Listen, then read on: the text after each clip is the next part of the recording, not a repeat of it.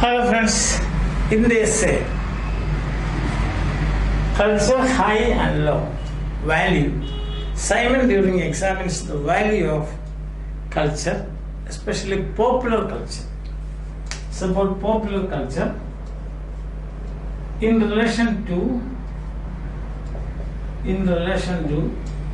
high culture, or what we call how does the academy view popular culture?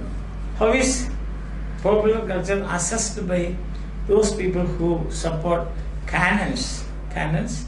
What is popular culture? Then what is the meaning of value? What is the meaning of quality? And what is the meaning of taste? And the last point is about Pierre Bourdieu's ideas about taste and cultural capital. Now we have seen, as we can see, we live in a slippery world. Yes. Post-structuralism, what does that mean? Post-structuralism, no structure. After the structuralism, no post-structuralism. Means you don't want, you want to say that there is no structure, so it's a euphemism for having no structure. What? Post-structuralism. And then you have got another one, post-truth. So post-truth. So we are living in a world of post-truth. There is no truth. There is only lie. Understand? We live in a world of lies. So that is in a euphemistic way of saying post-truth. Another interesting thing about this present day world is it is post-value. Means no value. Isn't it? You can see when you read newspapers and magazines and media, when you see discussions in media and so on, you will find that human beings have no value. Isn't it? Probably nothing around us has got any value. Now in such a world, we stand here and then we discuss the value of culture, high culture and low culture. Now what is popular culture? Popular culture is spontaneous culture. It can come up anywhere, any time. Come up in market, in a classroom, or in a parish hall meeting, or in a festival, or a ritual is going on, or international level. You can see, for example, all the 007 with love films of Sean Connery. You have seen, no? Maybe you must have seen that. So they are popular part of popular culture. Hip hop, popular culture, hip hop. Rap is popular culture, rap. Then twist is rock and roll. Yes. How about twist karo? You have heard, no? How about twist karo? Rock and roll, rap, pop. Then all the serials all the serials which are thrust upon you. See that, understand that serials, never-ending serials also. Yes. If the people, they plan the serials with 100 episodes and they find that it is popular, what will they do? They will extend, add episodes one after another, and then keep the audience under suspense and expectation and all kinds of things. Right? So that is popular culture. Popular culture is spontaneous culture. It can come up anywhere. It can be national, it can be local, it can be in a village or a town, or it can happen in a town hall, it can happen internationally. Then it's a big business and it's big entertainment. This is popular culture. Rituals are popular culture, isn't it? Rituals. Then all groups, small groups, they start something like dramatic groups. It's popular culture. So that recitation is popular culture. So the next point that Simon Doering examines in this essay is, as we proceed with this essay, what is the attitude of academy towards popular culture? Academy is very serious people. Academic means serious. So they just don't bother about it. It's just like a lion is sleeping. Then a rat comes and so maybe plays around him. He doesn't bother about it. Sometimes the rat may jump on him, still he doesn't bother. He will be sleeping. So academy is like a lion, and popular culture is like a rat. So academy is serious. Academy preserves things. They are interested in cultural preservation. They are moral values.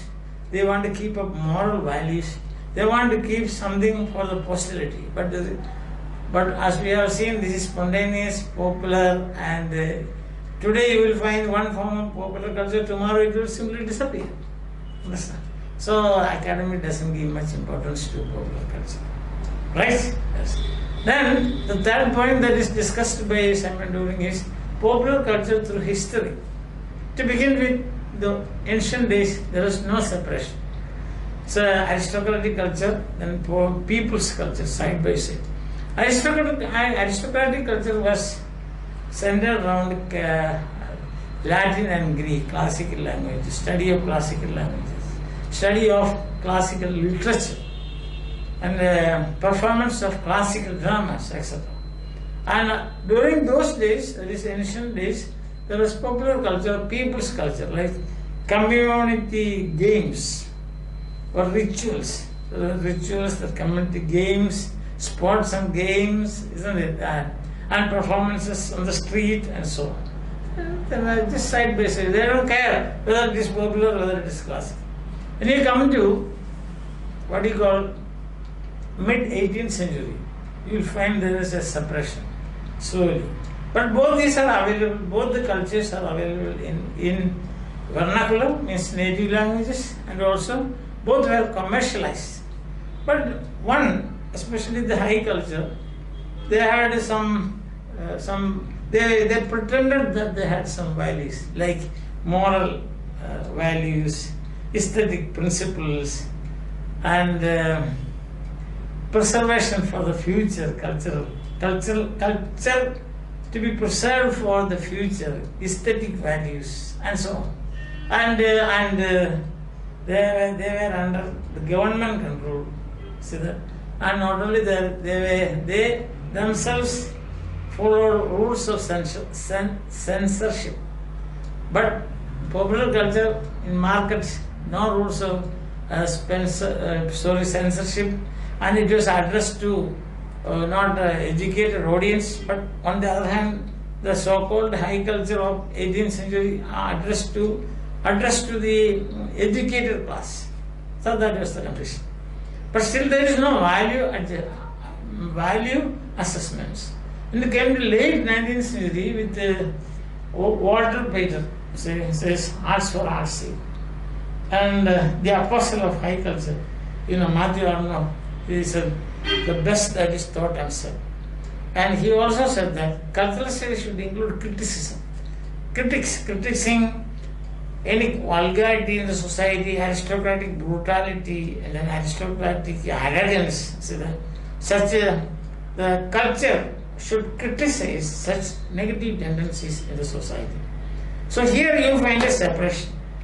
One is high culture, then the other is low culture. What we find popular culture considerable, because there used to be some vulgarity, some obscenity. Then they are not concerned about whether it gives any moral or didactic. None of those questions were concerns of those people who indulge in popular culture and making of popular cultural forms. Understand? But there was a separation. But 1870, that is the late 19th century, now 1870, then came the flood, that is the audiovisual. With this so-called distinction between high culture and low culture just collapsed. There's nothing like high culture. Everything is available everywhere.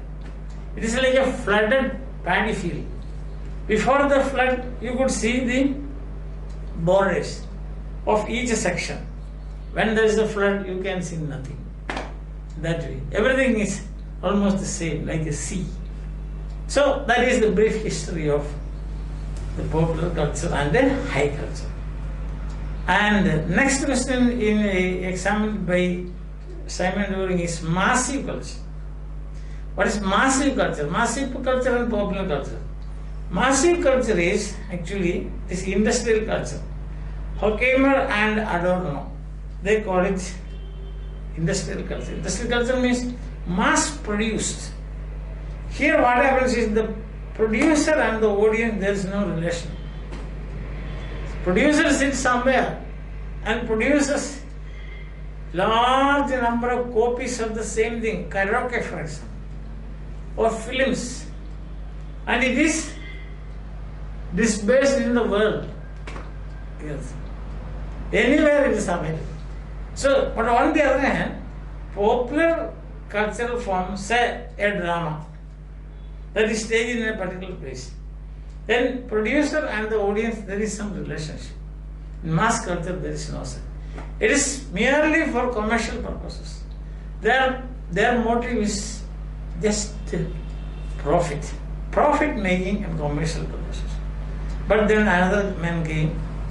He said, Frederick Jameson, that's his name. He said, mass culture also has some value because it has got, it gives you glimpses of good life.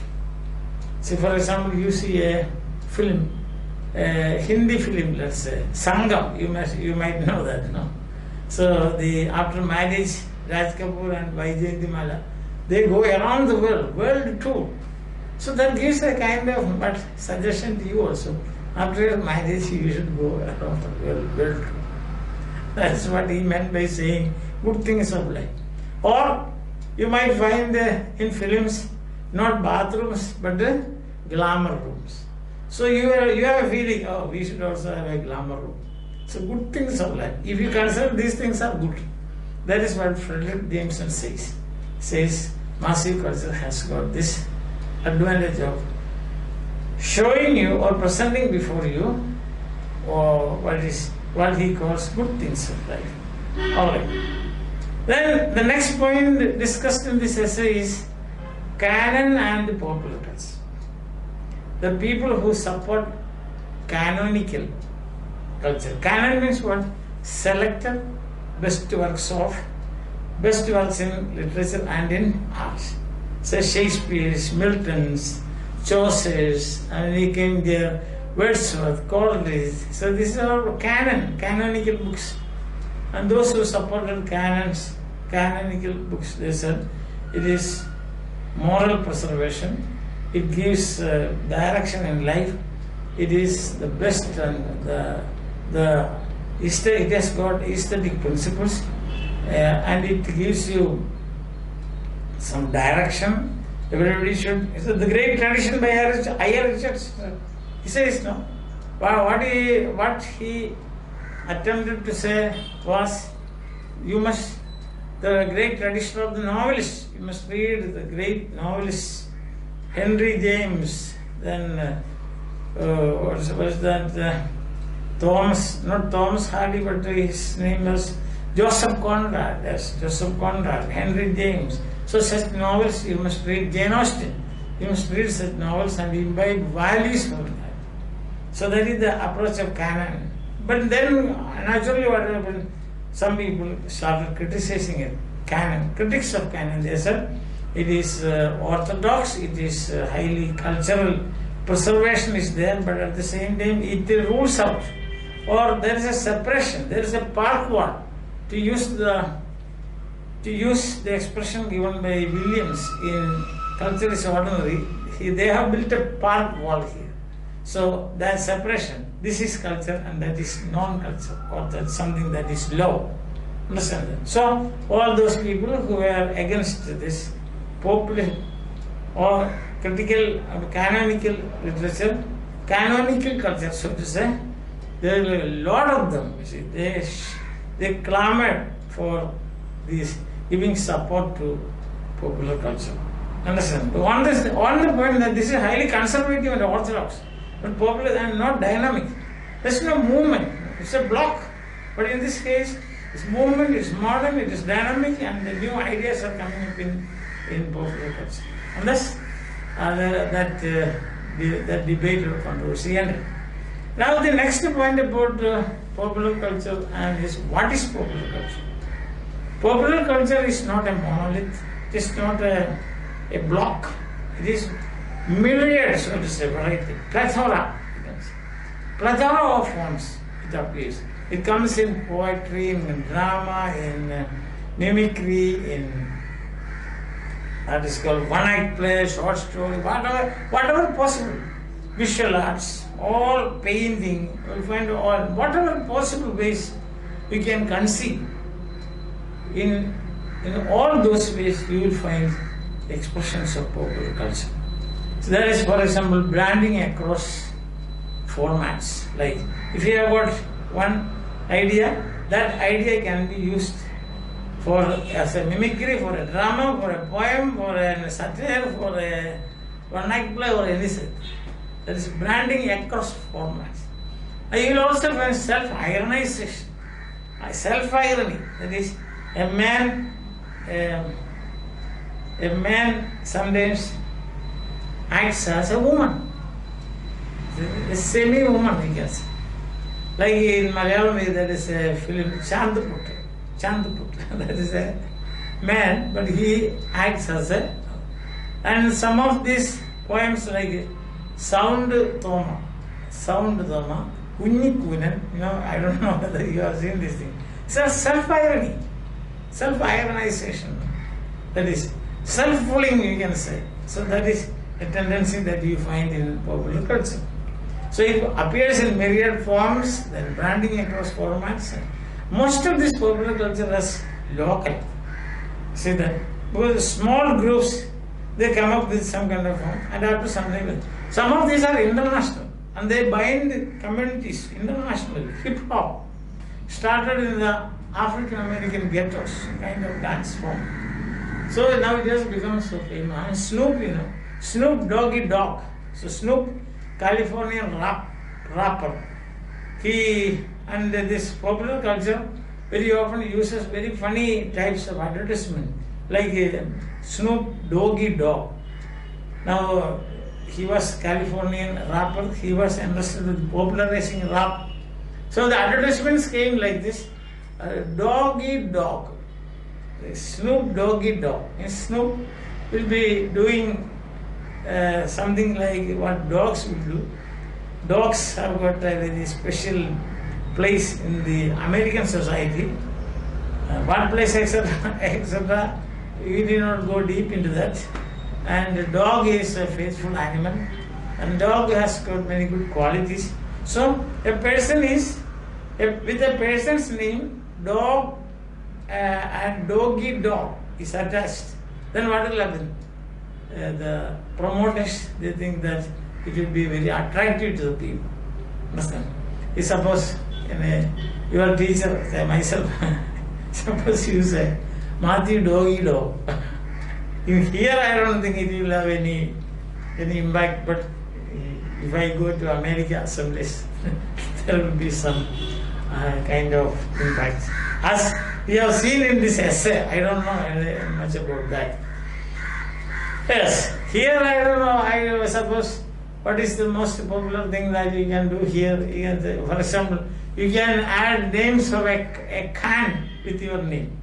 See, if you say your name is, let us say, Job. If you say Job can. So this particular word can has got a great popularity in our country because that is the name of King Khan. The second part of his name is Shah Rukh Khan. Sorry, Shah Rukh Khan. Then I like that. So that particular name has a very, what we call, or England, Burton. Suppose you have got Burton. Richard Burton was very famous actor. So if you want to become famous, or if you want to make something famous, then you just say that this is going to be presented by William Burton.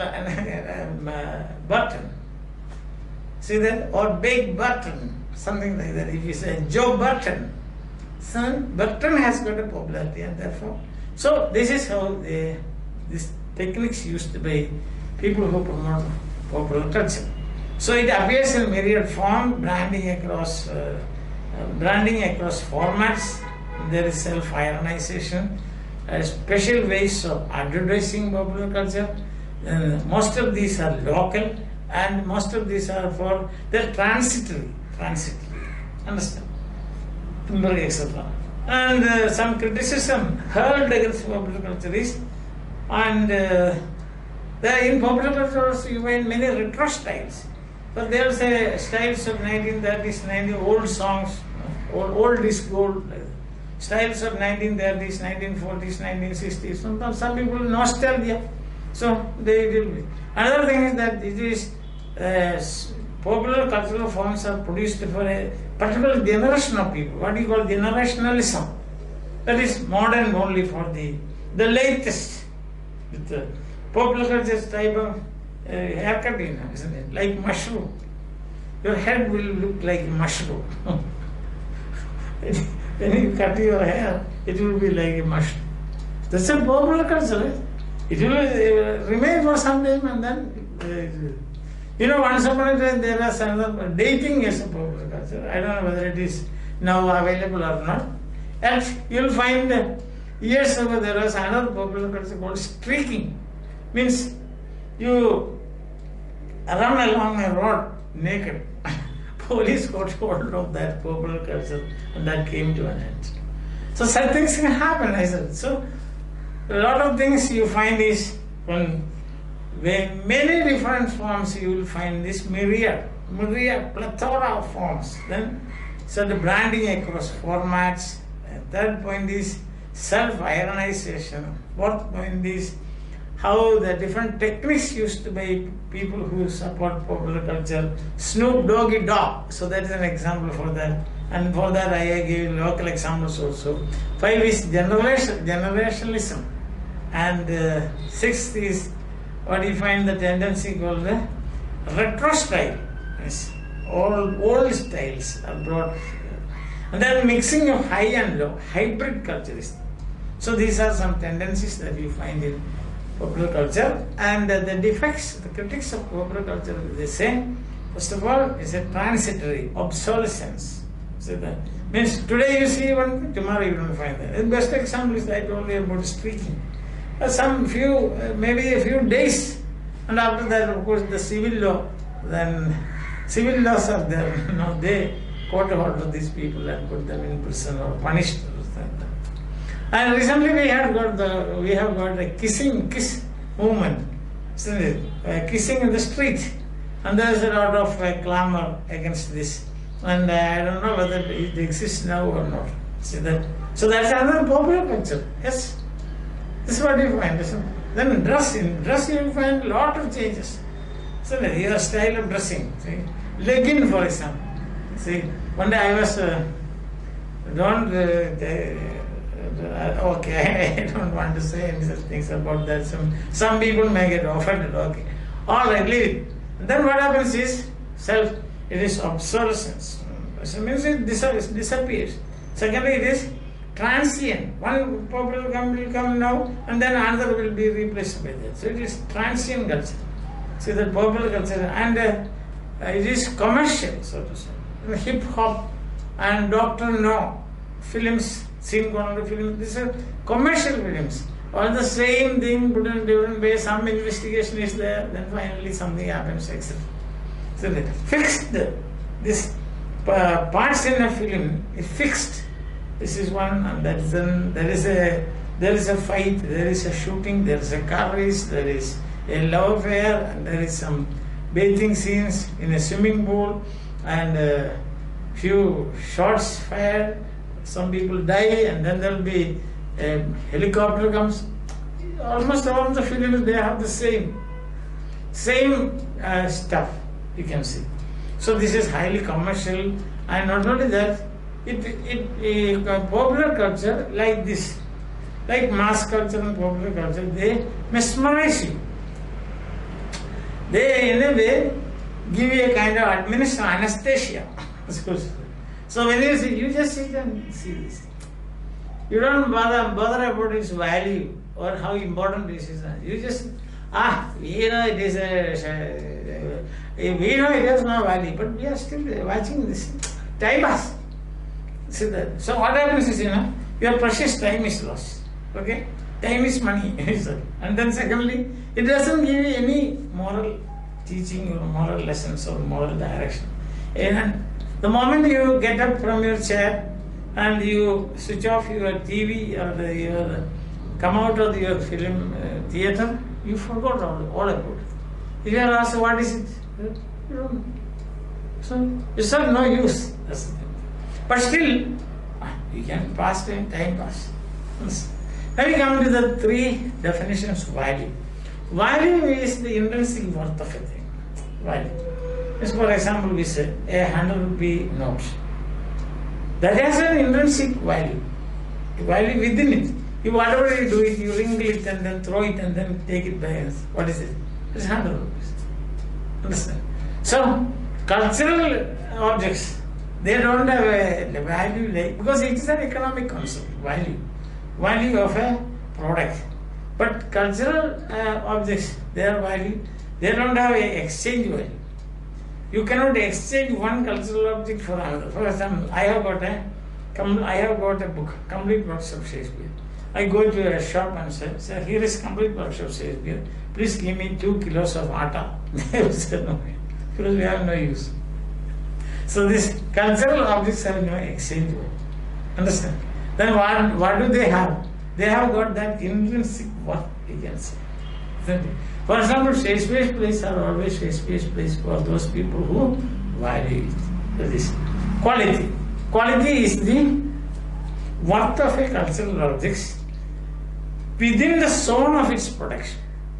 That means a drama, the quality of a drama cannot be compared to the quality of a poem. Understand? For example, a TV production, you have got production skill is important, reception is important, then aesthetic value is important, and some moral principles. If you have these 4 aspects, then you can say it is a quality product. So that is quality means the worth of a cultural product within the zone of its production. And then what is taste? Taste is very interesting because there is a very famous statement in Proverbs, so to say, in Latin, de gustibus non disputandum. That means about taste there is no dispute. One man's taste is another man's poison. That is what that is a same thing. So like that, you cannot say you have the same taste for everybody. No. Once upon a time it was taste for objects. I have a taste for drama. Another person has a taste for comedy. Another person has a taste for serious literature. But now it is not like that. Taste is not private because we are not privacy. Everywhere there is what we call CCTVs. Even if there is no CCTV, they write there, you are under observation. There is a CCTV here. There may be no such CCTV, but what I am telling you, there is nothing called private in today's life.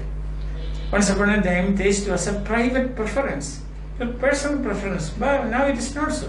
It is taste is not for personal, but for groups, not for objects, but for taste groups. See, we have a group of people, we have a taste for comedy. That comedy can appear in serious works, in drama, in poetry, in what is called painting, comedy, so films, comedy. So I am thinking about only comedy. So all those people who, not an object, but a particular aspect. Understand that? So therefore what happens? Jim Collins says there is taste cartographies. Taste cartography means people, cartography means, map making. So here taste cartographies means there's groups of people having the same taste. That's the thing. It need not be a locality. Say my taste or our taste here can be shared by another person in Switzerland or New Zealand or Africa. So that will be taste cutting across race, nationalities. We have got now taste. So these advertisers, commercial people, they survey our taste. And then they, for example, we can see some hair oil that is specially meant for a group of people who have that taste. That is how these days advertisements are made or put out.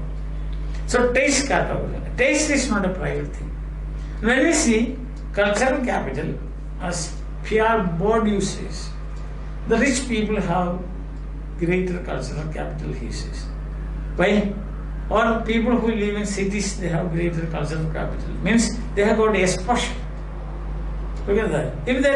If suppose you are in Chennai or a big city, or suppose you are in Trivandrum, you have access to British Council libraries.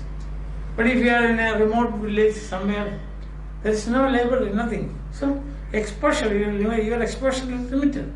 People who live in such places, according to Pierre Body, they have got great cultural capital. Because they have great exposure. And they know things better than other people. But these days, this cultural capital has been replaced by taste. Understand that? It depends on your taste. Your taste is a class marker now. If you have got a taste for BMW, then you are a higher society. If your taste is for Benz, little low. See? Or your taste is for Audi, then I give an example. That will be higher level. So now these days, your worth is not, or your value is not measured by cultural capital, but it is by taste. And this taste, now they proliferate. Once upon a time, you had only 2 or 3 signifiers for taste, like good, bad, or medium. But now it is hundreds of signifiers. You can say soft taste, you can tough taste, you can say what is called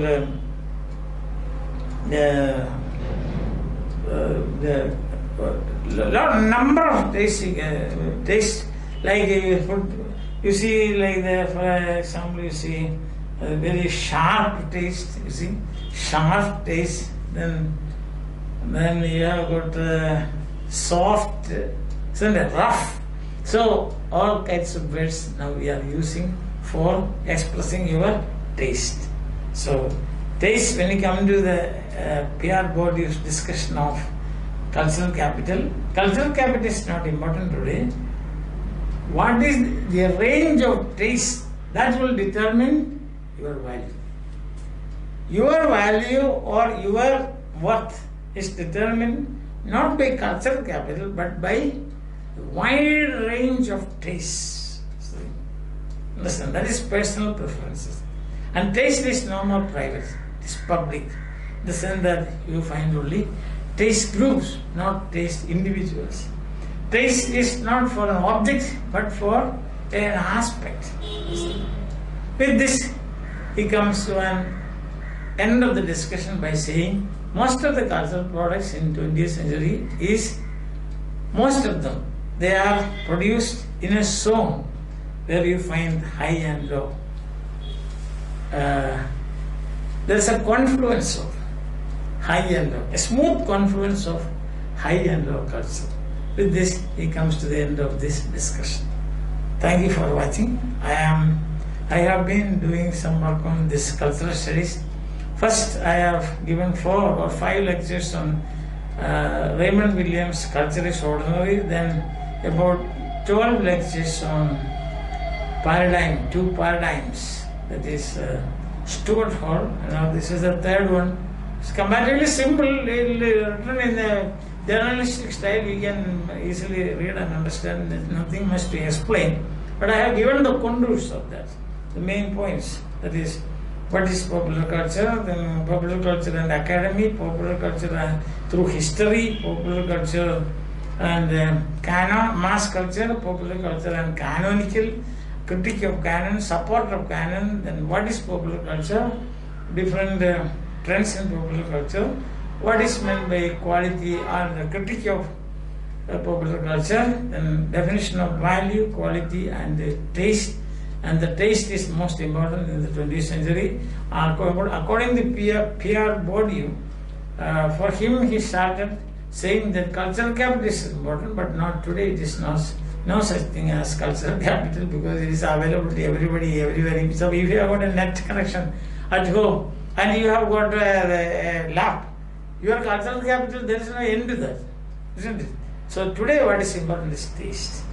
Taste, if you have got a wide range of taste, then you are considered as a very accomplished person, we can say. Understand? So with this, the discussion come, I think that is the comparatively easy for you. There's nothing to, what I must say, no concept to define. See, this is the running essay. Okay? And what I'm trying to release that, now already I have done about 16 lectures on cultural studies. I am basing this on a syllabus of university, especially NG University, Mahatma Gandhi University in Kottayam. And I think that most Indian universities, they have the same syllabus. Like Williams Culture Extraordinary, 2 paradigms by Stuart Hall, then Simon During's Popular Culture. The next is Popular Culture by what is popular culture? Yes. So if you think that it is helpful to you, these are not research lectures or anything like that, just to help you.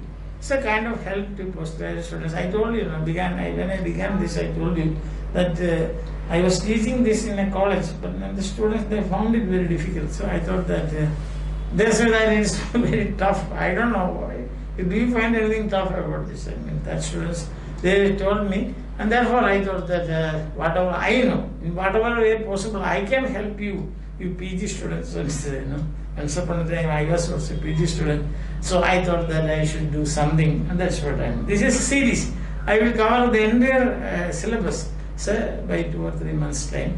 If you find it useful, you subscribe to it, free. Okay. Best of luck. Bye.